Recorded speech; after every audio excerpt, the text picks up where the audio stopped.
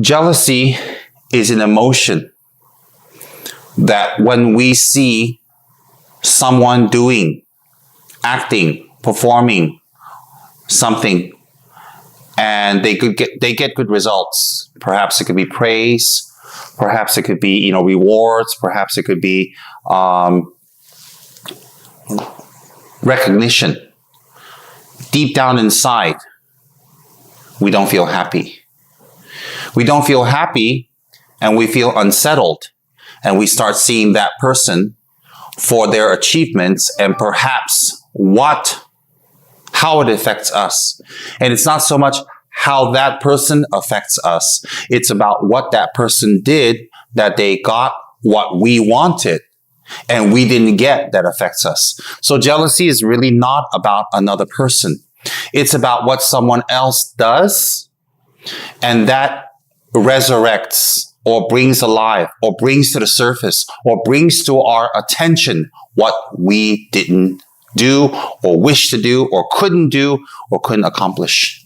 So what's very important to remember in this case is the 8 worldly dharmas and also karma.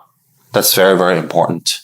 And the reason for that is because when other people work for something, when other people put their effort in and they sacrifice something else and put an effort to get something, we have to realize that they put in the hard work. They put in the time. They put in the effort. They put in the sacrifice.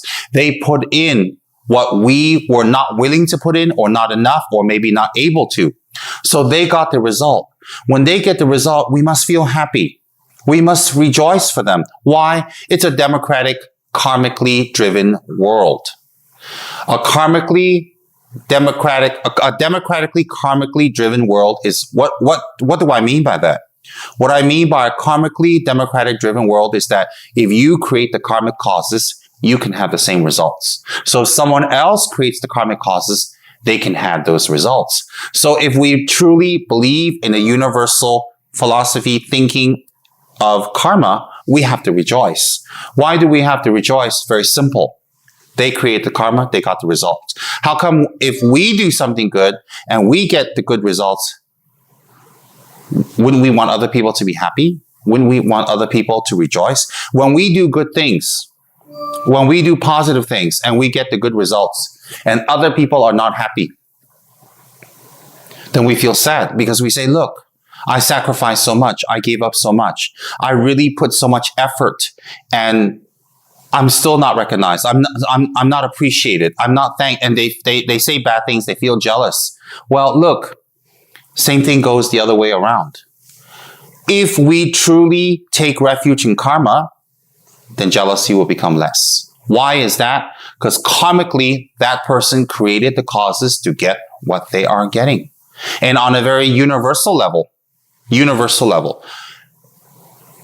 get what you work for. So if that person has worked 3-4 hours extra every day, for example, in the office, to be recognized, to be accepted, to have their work become well known, or to become a person that people respect, and you're not willing to put in 3-4 hours because you want to do something else, you want to have your own free time or me time or whatever you want to label it.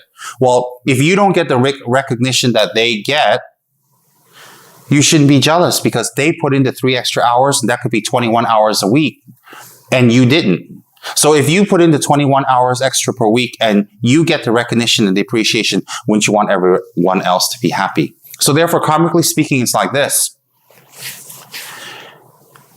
If they create the karma, and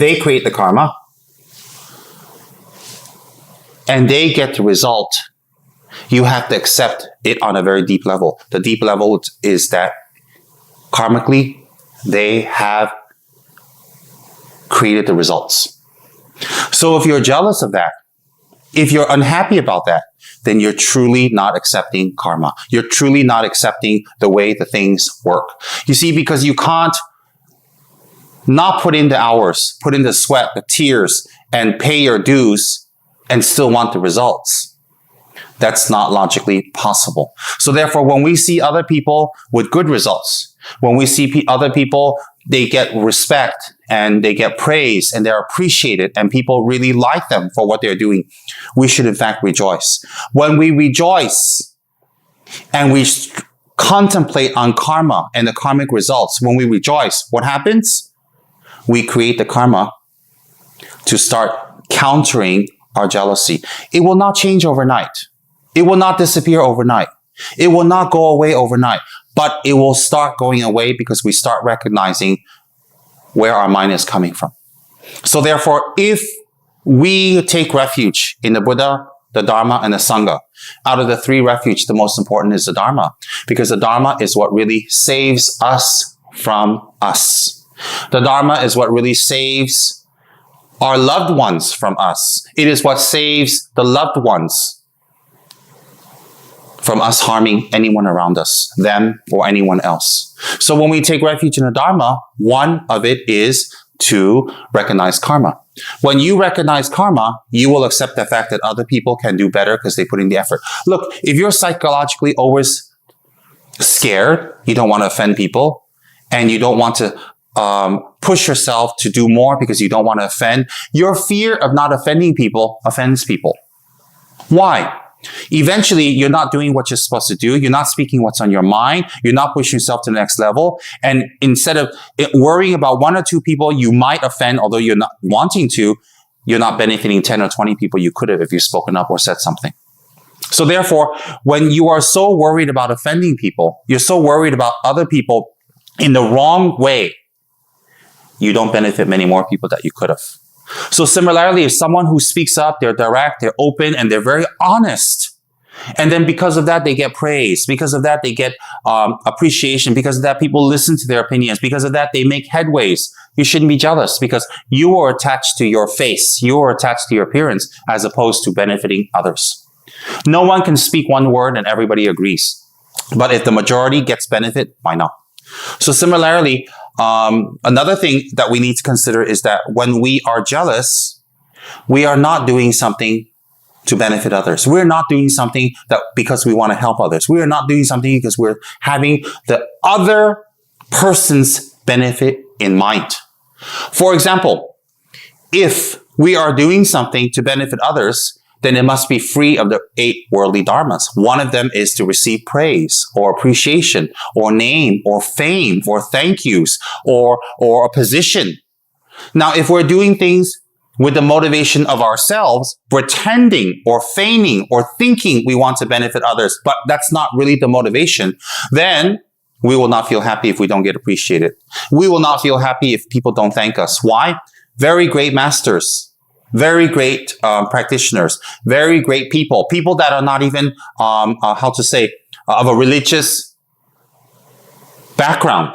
But when they do good things and when they do wonderful things, the person being benefited, the person being happy, the person being relieved of their particular problem, that makes that other person happy. They don't need recognition and all that. So therefore, we can check our minds. What are we doing it for?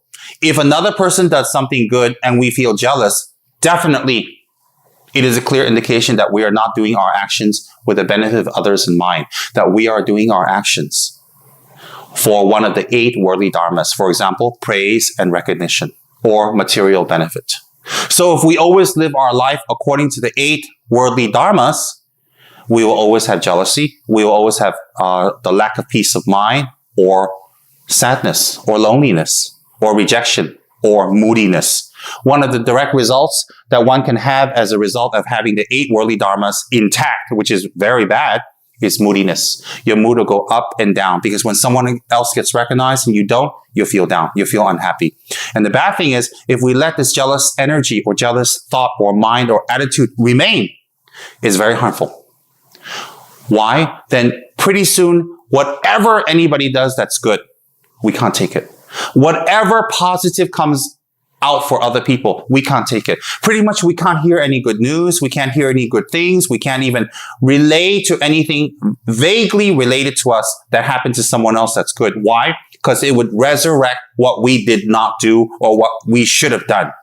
And then we become bitter. And then we become angry. Then we become unhappy. And then we start rejecting people. We don't want to hear news. Or we might even start gossip and slander. Gossip, slander, schism comes from jealousy. Why? They're doing something you didn't do. They're doing something or got the result of something you didn't wish to do. You didn't put in the effort, or you didn't try, or you try, you didn't succeed.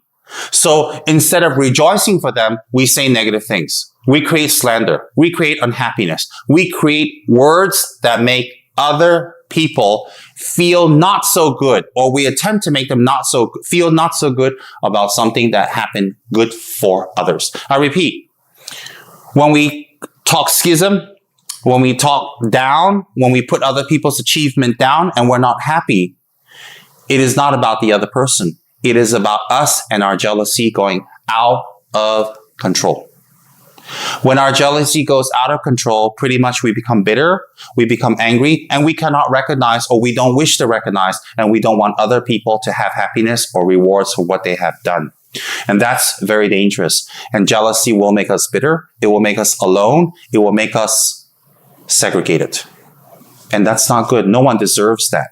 So to counter this, we need to look deeper into karma and think, look, the great leaders have the karma to be great leaders. They were humble. They served others. They helped others in their previous lives. Therefore, they get the result of being able to influence others in a massive way by becoming leaders. So I rejoice in the leadership of good leaders. I rejoice. I don't feel jealous. When other people have wealth, it's because in their previous life, they have given. I rejoice for their wealth. When other people have happiness, or they have a good relationship, oh, I'm so happy. Because previous life, this life, whenever, they always spoke words, or they always had an attitude, or they always did actions to bring people together. Because they did that, now they are together with someone and they don't have loneliness. I rejoice. I feel very happy. So when we rejoice at the good results of other people, it is a direct counter to our jealousy. And our jealousy will not go away overnight, but it will start to dwindle. Why? Because we recognize that their success is not our problem. We recognize that good things that happen to others should not be a problem for us. And if it is a problem, the problem is not them, but the problem lies within us. So very good to recognize karma, to see how karma operates in that way. I wish you good luck. I hope this little explanation will help you. Thank you very much.